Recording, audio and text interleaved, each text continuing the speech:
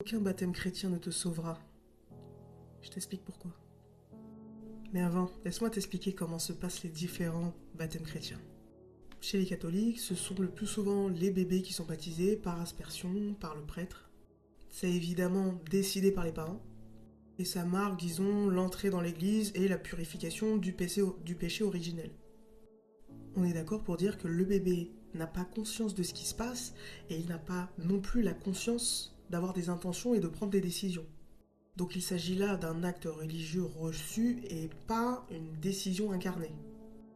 Chez les chrétiens protestants et évangéliques, il va s'agir de baptêmes sur des adolescents, des adultes et par immersion totale. Et en général, ça se passe après une profession de foi faite en public. Donc ici, on a bien une intention consciente, mais le baptême ici est souvent considéré comme une étape obligatoire. Et chez les témoins de Jéhovah, c'est aussi un baptême par immersion totale dans l'eau après un long enseignement doctrinal. Donc là, ici aussi, l'intention existe, mais elle est souvent conditionnée. Maintenant, je t'explique mon point de vue. Dieu ne valide pas un rituel, il regarde le cœur. Dans 1 Samuel 16, verset 7, l'homme regarde à ce qui frappe les yeux, mais Dieu regarde au cœur.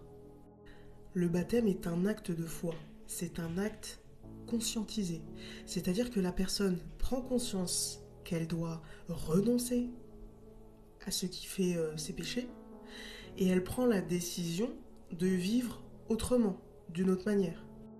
Un bébé baptisé ne peut pas avoir cette conscience, ni cette intention. Un adulte qui sera immergé sans la transformation qui suit derrière ne sert à rien. Et une autorité religieuse n'a aucun pouvoir sur la conscience de personne. Aucune eau ne sauve, aucune église ne sauve, et aucun homme ne te sauvera. Mais pourquoi l'eau? À quoi sert l'immersion? L'eau ne transforme pas par elle-même. Elle va déclencher un processus intérieur. Tu as sûrement déjà entendu que l'eau a une mémoire. Sache que l'eau reçoit, elle porte et elle transmet. Le corps humain est composé à environ 70% d'eau. Cette eau est le support de nos émotions, de nos tensions, de nos histoires. C'est pas pour rien qu'en médecine traditionnelle, on te dit que tes pensées, tes émotions ont un impact conséquent sur ton état de santé. L'eau réagit à l'état intérieur, parce qu'elle est le milieu de la vie. Est-ce que tu vois où je veux en venir? Donc quand une personne entre dans l'eau par immersion totale avec une intention claire, qui est de renoncer à elle-même, de renoncer à son ancien fonctionnement, elle va donc laisser mourir son ancienne identité, et par cet acte, elle va décider d'incarner le Christ, parce que cette personne est chrétienne. Et incarner le Christ, c'est mettre en application les enseignements du Christ dans son quotidien. Donc, immersion, mémoire de l'eau, intention claire. Donc, c'est aussi l'eau dans le corps qui reçoit le message. L'eau va devenir un amplificateur de conscience. Donc, le baptême d'eau marque une décision intérieure que le corps n'oubliera pas. Donc, le vrai baptême, ce n'est pas un rituel imposé par l'Église.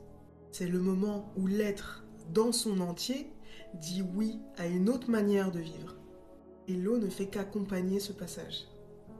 Dans Matthieu 16, verset 24, Jésus dit « Si quelqu'un veut venir après moi, qu'il renonce à lui-même. »